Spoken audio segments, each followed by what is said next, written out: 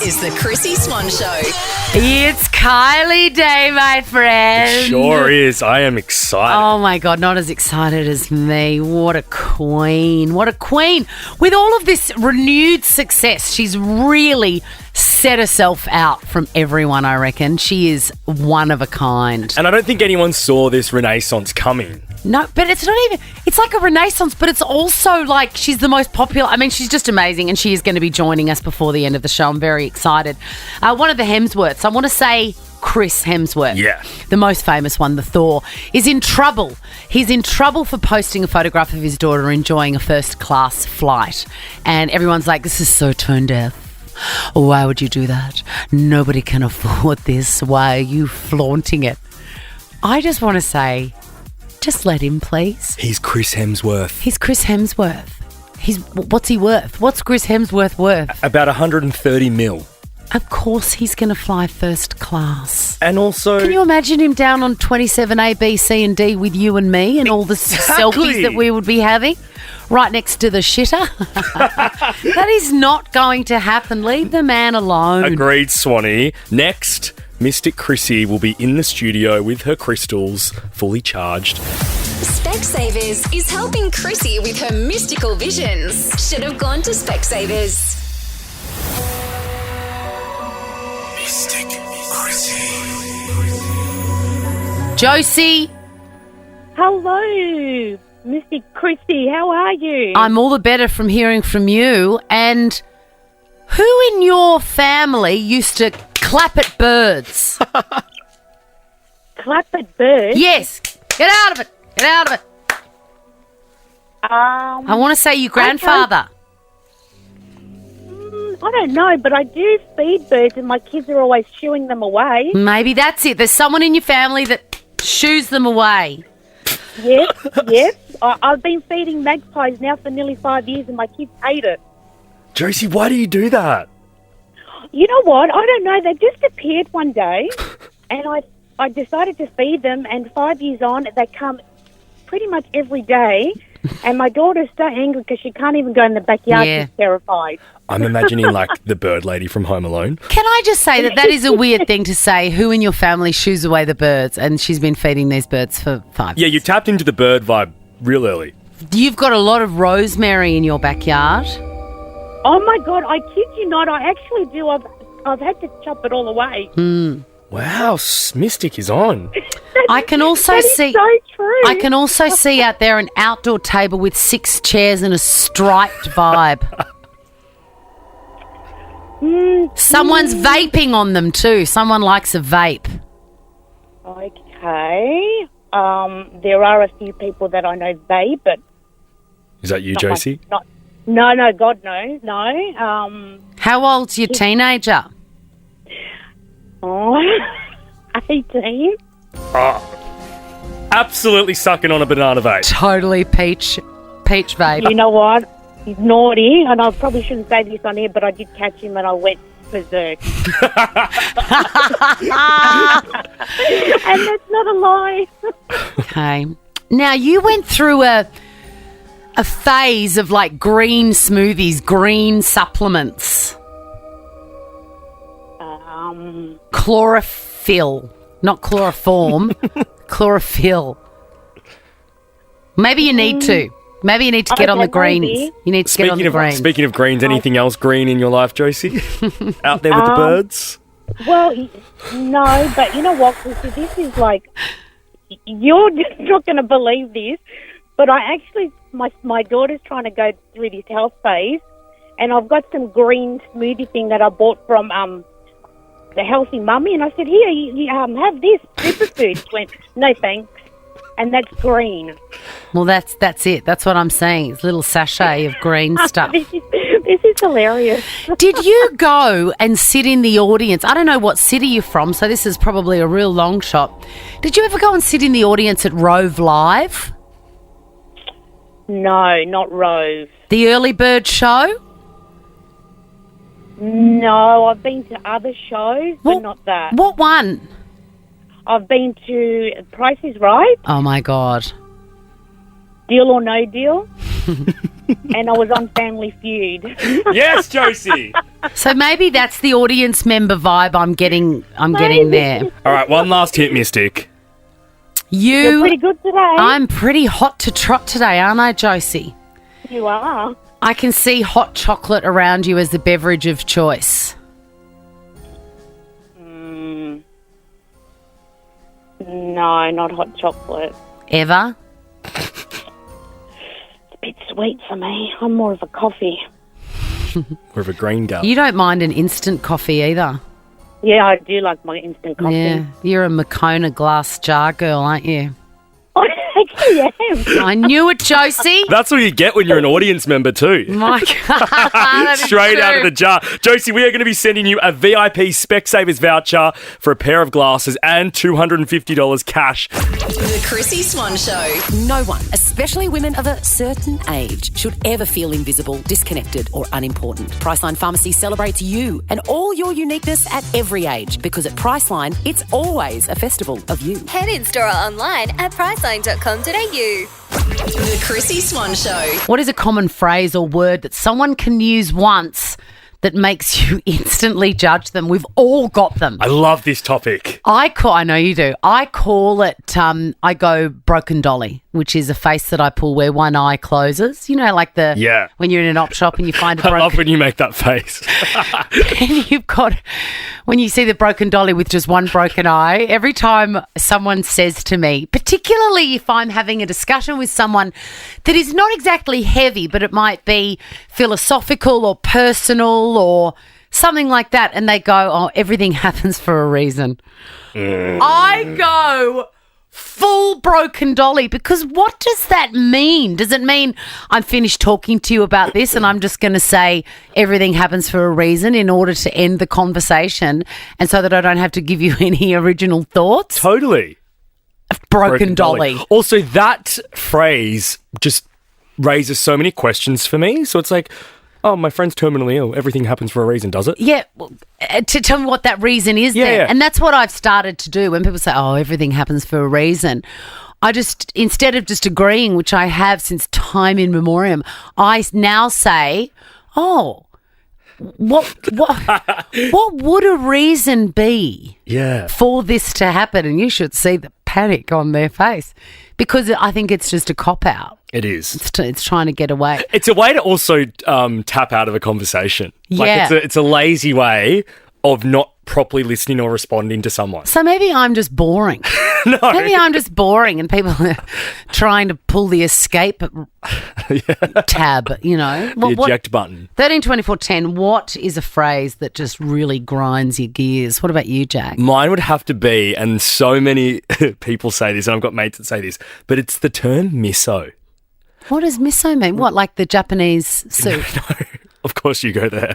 No, now I'm hungry. It's referring to like your partner, a male referring to their female partner. Mrs.? No, but people say the miso. I've never heard it. I'll have to ask the miso if I can go to the pub. Oh, got to check with the miso. I've never heard the miso. It's even the missus is gross, but I just, it's like my partner or my girlfriend or my wife. Not the miso. So do you go broken my dolly? missus, yeah, full eye roll, and I do it in their face. Who do you know in your circles that speaks in that fashion? I'm gonna go see me miso. Friends are friends. The Chrissy Swan Show. The Chrissy Swan Show. I hope you're enjoying the sunshine. I think the sun's out almost everywhere. A bit rainy in Sydney. We're talking about the phrases that you hear once and it just makes you go broken dolly, which is my expression for I really hate it when people say that. I really hate it when people say that. I hate it when they say everything happens for a reason. Find it so dismissive and inauthentic. I also don't like it when people say something really mean and then say, I guess you just got to used to it. I'm honest. I'm honest. I'm like, no, you're very rude. Just be rude. If you're going to be rude, just be rude. And maybe excuse the rudeness like you do, Jack. You say, I'm sorry, I'm so rude. Or I don't care if this is rude, and then you say the rude thing. Yeah. I just don't understand people that go, well, what you got to know about me is I'm honest. No, you're rude. Yeah. Joanne, what is the phrase that makes you go instant broken dolly? You do the math. What is obnoxious about it is the fact that we don't say math in Australia. We say maths. It's multi-level. It's dismissive. It's telling you to go and do something. It's a really rude way of saying work it out for yourself, and it implies that you are dumb. So I really don't like it. Have you ever sort of issued a retort like, no, I will not do the math? I'm too polite. I was in a shop, and this is where it really hit me. I was commenting on the fact that their sale price was so good, and the guy who was serving me was clearly really happy to work for the company he worked for, and he went on and on and on about the virtues of how they had bulk buying power, and he said, I mean, you do the math. And it was all my self-control to keep a neutral face, take my politeness and go, yeah, I can see how you get the great deal. Oh, God, I love it. It is an obnoxious saying. Bridget from Balimba, good old Balimba, what is the phrase that drives you crazy? The phrase that drives me crazy is could be worse. Okay, use it in a sentence. So if I've said to someone, my dog's at the vet and, because they broke their leg on the weekend, and then someone says, oh, it could be worse. Yes, it's so dismissive. Yes, because you want to say, I think as a collective we should start questioning these people that are shutting us down with, cliche phrases. Next time somebody says could be worse, say, really, how?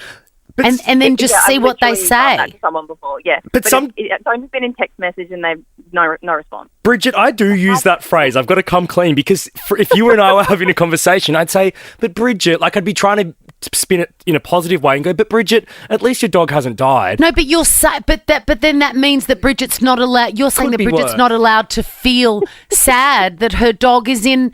The news was that the dog is in hospital. Let's talk about that. Let's not talk about stuff that hasn't happened with the dog dying. I get that. Tiffany, what is your most hated phrase? Mine is, it is what it is. Oh, God. What is it then? If it is what it is, then what is it? I need to know more details. I love the further questioning. Same with everything happens for a reason. Oh, really? What are they? Yeah. What's the reason? I need to know the reason behind it, because if there's a reason, well, I'll make it not happen next time. And also, Tiff, when someone says it is what it is, I want to say, yeah, that's just what I said. I just told you what it is. Don't tell me back that it is what it is when I've just told you what it is. All righty, let's finish with Matt. Matt, what phrase do you hate? Mine is definitely fake it till you make it. Fake it till you make it. I absolutely hate it. Why? It just sounds so inauthentic. Like, what are you faking that you can't just feel every emotion on the spectrum that we're meant to feel? It's sort of like, if you're going to be rude, be rude. But fake it till you make it's not about being rude. I love that. That's how I built a career. Chrissy's Clickbait. As the mother of very tall children, this headline really grabbed me. Dad is raging after son was denied a kids' meal at a restaurant because he was too tall. My 12-year-old is over 6 foot. Oh, yeah. So I get this. Every time I go into a restaurant, I think, am I going to be questioned? Because he's the size of a man. All my kids are very, very tall. I'm the shortest. I'm the smallest. What could they do? Carry around their student IDs or their pen licenses or something? We've never run into trouble because I don't like getting into trouble. I do panic a little bit every time. I get that. And this guy's kid isn't even that tall, but he was 12 or 13 and he was too tall and they've been denied a kids meal. Now this is my worst nightmare because sometimes I just want a kids meal. You do yourself? Yep. Nice. That's not... And it's not about the cost. Sometimes I'm not that hungry, particularly at breakfast. I don't want one of those huge plates with so much on it. Like at home, I have a couple of eggs and a piece of toast. That's what you get on the kids' menu at breakfast. But that's what I want. So I sometimes use my kids as Trojan horses and say, he'll have the poached eggs on toast, please, the kids one. Okay. And then it comes because I'm scared about breaking the rules. 13 24 10. Do you know what I'm talking about here? And do you fiddle around with kids' meals? If and then I blame it on the kid, and then it comes to the table, and then I take it when no one's looking. Ryder, our work experience guy, is looking at me and shaking his head because he works in hospitality and he knows cheapskates like me. Because really, is there a hard rule that if you're an adult, you're not allowed to order from the kids' menu? Because there should be. I get that. It does say specifically for children 12 and under, usually. That's what they say. Yeah. But, I mean, come on. It's not like a law. But can't you just ask for an entree size? Entree size of eggs. Yeah. Oh, yeah, no, that's not really an option. No, and plus, the kids' menus have great things like a little cheeseburger and fries. But I feel bad. Or like, dinosaur nuggets. I think it's, I just feel like I should be able to. Debbie, what, am I doing the wrong thing here? Deb, can you hear us? Debbie. Debbie is ordering for herself. I can read that much. The phones don't work here. Why would they at a radio station? Why would they? They don't work. But Debbie is with me. She does order for herself. And, I feel like I'm vindicated because Tropical Cyclone Debbie has said it's fine. This is the Chrissy Swan Show. Whatever you do, do not touch that dial. Our queen, Kylie Minogue, is coming up in moments.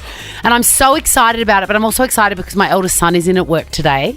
And I think anybody that's got kids on school holidays, you understand it. It's sort of fun having them around. Also, showing them your secret life. I would have loved if my mum worked at a radio station. I know. Did your mum ever take you to work, or your dad? Yeah, absolutely. Yeah. My mum did, and she was a teacher, so that was a real killer. Well, my dad worked in landscaping and mowing, and he had to take me. Boo! Mate, I wanted to stay home and listen to Kylie Minogue. Yes, this is much more fun. She is coming up in just moments, but next, let's give away a bum bag. Chrissy's Quizzy. Oh, yes, the bum bag of doom is up for grabs. Nicole, how badly do you want it out of 10? Oh, absolutely an 11. An 11. Good girl. That is the right answer. Can you do better than that, Ali? Oh, 100%. 100. 100 out of 10. 100. All right. Well, only one of you will reign supreme after these 5 questions. Your names are your buzzers. It's the best of 5, meaning the first person to get 3 answers correct wins the game and will walk away with the Money Can't Buy Chrissy Swan Show bum bag. And it'll give you time to put on the kettle and make a cup of tea and get ready for our chat with Kylie Minogue. Are you excited? Absolutely, yeah. Oh, so good. Question number 1. Daniel Andrews will stand down at 5 p.m. today. Which state is he the current premier of? Nicole. Yes, Nicole? Victoria. Correct. Question number 2. Pantene and Head & Shoulders are brands of what? Nicole. Yes, Nicole? Dandruff shampoo. Correct. Shampoo and conditioner hair care. You can also get that from Priceline Pharmacy. Next one is for the win, Nicole. Ali, I believe in you. Oh, my God. You've made short work of this if you get through, Nicole. I mean, after yesterday, thank God. Oh, my God. I thought it would never end. I wanted the segment to just end forever. You wanted to end it. Question number 3. Today is Gwyneth Paltrow's birthday. She's 51. What is the name of her lifestyle brand? Nicole. Yes, Nicole, for the win. Goop. It is Goop. It is Goop. Really put on the map with that doo-doo smelling candle. Have you ever smelt it? No. I would be interested to. Well, I've smelt my bits and bobs, but not that candle, which is supposed to smell like Gwyneth's. I've never even smelt one. I don't think... Did I just say? Wow. You're lucky. Kylie Minogue is up next in a moment. A matter of minutes, she will be on this very show. The Chrissy Swan Show. The Chrissy Swan Show. This is kind of a big deal because chatting to us in just moments. In fact, I think she might be on hold. Are you there, Kylie? How are you? Kylie, full disclosure, I think we're a little bit starstruck, so we might sort of lose we might lose our minds a bit, but together I think we can get through this. We can hold this together. We can do it. Kylie, we fell in love with Padam Padam. We feel like we were the first people ever in the universe to hear it and lose our minds. So we feel ownership over your amazing success with this song and album. You can claim that. I'd stick with that story and run with it. Go wild. We've been dancing since day one. We've been Padaming ever since. We really have. And we are both, I'm just so thrilled for this extraordinary sort of renewed success. It's like, yes, Queen, yes. Thank you. Yeah, there seems to be a renewed vigor. I know it's been a while coming, going through the process of, each album's important and has its place, but certainly with Padam and now with Tension, and the album's out now and people are discovering more of the songs that's on it. It feels like a really special time, for people who've been with me forever or for a long time. And then there's like a whole sense of discovery with new people. Yes, it feels like, it's your 18th album, which is just so extraordinary, but it feels like you've just now pulled away from the pack and you've just, it's just so extraordinary. You feel that, and I'm hearing that from, or either hearing it or just sensing it. And it feels like it's a bit of a celebration for others, which is one of the most beautiful parts of this moment, where no matter what field you're in or what you do, it's a little reminder that all things are possible. The door doesn't close and you have to open it, but you can do that. Kylie, I'm 26 and have been a massive fan for ages. And I always joke that my parents knew when I was in line at Auskick, and instead of doing the handball exercise, I would be dancing to Red Blooded Woman because I remember that video coming out. So I'm diehard, and I have a suggestion for a third single from Tension. Okay, I have no idea what you're going to say because everyone's differing, but I'm ready. What is it? For me, Hold On To Now. That just made me feel like I was on another planet. It felt dreamy. Would you go with that? What are you thinking for the third single? I would 100% go with that. I think it's one of my favourites on the album, and it's like a serotonin dopamine rush. And by the end of it, I literally feel like I've taken off and I'm flying. So I'm glad you feel that. There's so much press around this album at the moment. It's just on fire. But one article I read referred to all the songs on Tension as horny. Not all of them. I'd say that there's also that wasn't in my list of words. It just made me laugh. I thought, what a gorgeous adjective, horny songs. On the one hand, why not? Yeah. The way that I would label it is more just about liberation and, just do you and feel the way you feel and be horny. Be horny, Kylie. And if that is one of those things, then don't argue with it. Yes, between Padam and Tension, I'm setting myself up for that, really. Speaking of the enormous schedule that you have been doing, you're extraordinary. You're everywhere. There's articles and we've read them all. I want to know how you are at taking compliments, because I think it's a real art form. And when I read this that Baz Luhrmann said about you, I thought, I wonder if I read it to Kylie, how she reacts. So I'm going to read it to you, okay? This is what Baz says about you, our Kylie. No matter what curveball is thrown at her, she is able to turn it around and reflect light back into the world, not only as an artist, but on a human level as well. What's that like to hear? You should see the face I'm pulling. That's very emotional, and I think it's true. And I guess it's, how do I deal with that? Firstly, thank you, Baz. That's a lovely observation. And I feel like that's become over time my MO. And if I can do that, then that's a lovely thing. Actually, sometimes before I go on stage, I will, if I can, like, close my eyes just for a second, and I'll think, let the love in and let the light out. And as for curveballs, we all have them. And I think some of that is addressed in a song like Hold On To Now, where, I don't know, maybe when you're younger, you just think you've got forever to deal with stuff. And as you get older, you realize you need to be a bit more present. Now, Kylie, I want to ask about this Vegas residency. I've got two questions. What is in Kylie Minogue's rider? And my second question is, what can we expect from Vegas? Like, what do you know already? Oh, I'll start with the rider. It's pretty simple. I mean, give the girl a good coffee and we're off to a good start. Okay. What is your coffee order? I've always wanted to know. What is it? I would go for, what we have started to call in Australia piccolo. Yes. Apparently means zip in Italian. Like, it just means nothing. They're right. like, what are you talking about? I think you mean a macchiato. Not too much milk. Yep. I want it with enough oomph, not bitter. Yeah. It can just, so that's good. I need a good coffee machine. Kettle, which in America, they're like, a kettle? What's a kettle? A hot pot? So you've got to make your own tea. Some dark chocolate, maybe some bubbles. I generally have some of my wine around as well, which is always good to see. It's wines. It's wines by Kylie Minogue, in case you're wondering.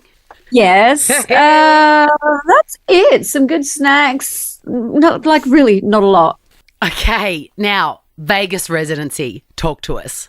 So from Vegas, it's the club is called Voltaire at the Venetian Resort. And when you arrive at Voltaire, you will already be transported into this night of decadence and luxury. The venue caps at 1,000. So it's really intimate.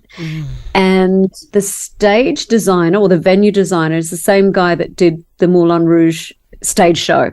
So you can only imagine it's kind of luxe. Isn't it extraordinary the path that Vegas has taken? I've got a joke with my manager that she'll be booking me into the Tweetheads RSL and I'll be singing Wear a Couple of Swells with Jane Hall. And that is sort of what Vegas used to be, but now it's like only the best of the best, the most accomplished, popular artists get to play there. Yeah, it's totally been leveled up. I mean, I was saying the same thing as you 15, 20 years ago, however long ago, that that's it. I will definitely end up in Vegas. And shows like Aphrodite, Showgirl, it was kind of given, really. But the way that I'm actually coming to it at this point is not with that massive show with all of the tricks and the stuff that was on those two tours. It's more like the clubs that maybe like Sinatra would have played or Elvis. I love just dropping those names in. I'm not putting myself in this category. We get it, Kylie. But those kind of venues where there's just that kind of glamour rush. I just want to know, I've been sort of seeing you everywhere and articles and the amazing shoot for Vogue. Oh my God. Heaven. So gorgeous. Heaven. Yes, to the wonderful Christine Centenera, who is the editor, and it's her and her vibe and her vision, and I am so happy with that it's, I don't know, it's just got its own specific energy, and yeah, I'm on the cover of Australian Vogue. How cool. It's so cool. Epic. I just want to ask about your energy, though, because I just, you do so much. And I know how much, I mean, I'm nowhere near as creative as you, but I know that you need kind of the luxury of mental real estate to be creative. That comes with its own kind of cost. And I just want to know, how do you keep alive? Like, how do you keep going? Yeah. I ask myself the same thing often, and trust me, when I got up early this morning to get ready, I am just like, honestly, who are you? How are you going to do this again today? But you know what? You have that good coffee, you wake up. Look, I don't think creative brains ever really rest. So I guess I'm doing one thing and I'm kind of juggling other things in my Gemini board meeting brain. All the members of the board have all got something to say. Kylie, do you ever get time when you are on your own? Yes. And not a whole lot, but when I do, I can go underground for just days and literally do nothing. Maybe, smash I'm going to say quote unquote box set of something and just kind of, potter around. Kylie, I've just got one last question before we let you go. I'm obsessed with your back catalogue and love every album, but I want to know from you, what's an album track that you think should have been released as a single? Because I think Your Love from Fever. Oh, wow. I know, I love it. And I'm like, that should be a single today. What would you pick? I mean, there's one that's kind of borderline. It was kind of released, but it didn't have a proper kind of radio push. The one, which I just love, was from X. Yes. I got that right? You probably know better than me. Yes. And so that has become a fan favourite and one of my favourites, and it comes to life when it's performed live. And I feel like there's often songs that are fine enough or, even good or have their place on an album, but it's only after they have their life in a live situation that they kind of start to live and breathe more. And sometimes I have a little frustration, like, oh, I wish I'd known that. But them's the breaks. But I do like your choice. Yes. Kylie, we are running out of time. It is a great shame for us that this is happening. No, we're all going to feel bereft after this. But you know what? I think that we all held that together pretty well. We did well. Yes, we did that. I love you all. Thanks for your time with tension. I'm glad you're loving it. Oh, we love it. We're obsessed with it. You're the best. Thanks so much, Kylie. Thanks, Kylie. All right, bye. Chrissy's Clickbait. Got a Britney Spears update for you. I didn't say that I was going to talk about her very much, but I do have an update from yesterday's story that I feel like we were forced into. She's been dancing again. She dances a lot on her Instagram page. In that same spot. The same spot, the shiny travertine floor that squeaks and everything. And she's often got the same outfit on anyway. She was doing a dance of the seven veils yesterday, but with two giant carving knives, like from a horror movie. And people were concerned when she first put them up, and then she said, no, don't worry, guys, they're not real knives. You have a listen and see if they sound like real knives.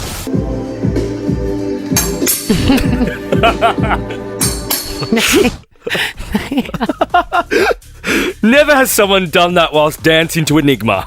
They are definitely real knives, and it turns out today we've got a fresh video where she's got a huge bandage around her forearm and a little cut on her thigh. So I'm guessing that she's done herself a mischief with those knives. She's lucky she didn't lose a leg, mate. They were full butcher knives. They were big. They were big, and every time she clacks them together, they get a little bit sharper.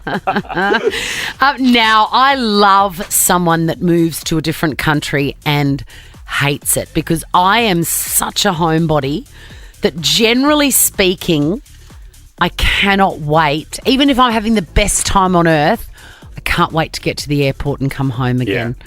Are you like that as well? After, you know what, surprisingly, after two and a half weeks, I am. I love my routine. Yeah, I like my routine. I like my bed. I like my stuff. I love where we live. Yes. So I agree. Yeah, I get it.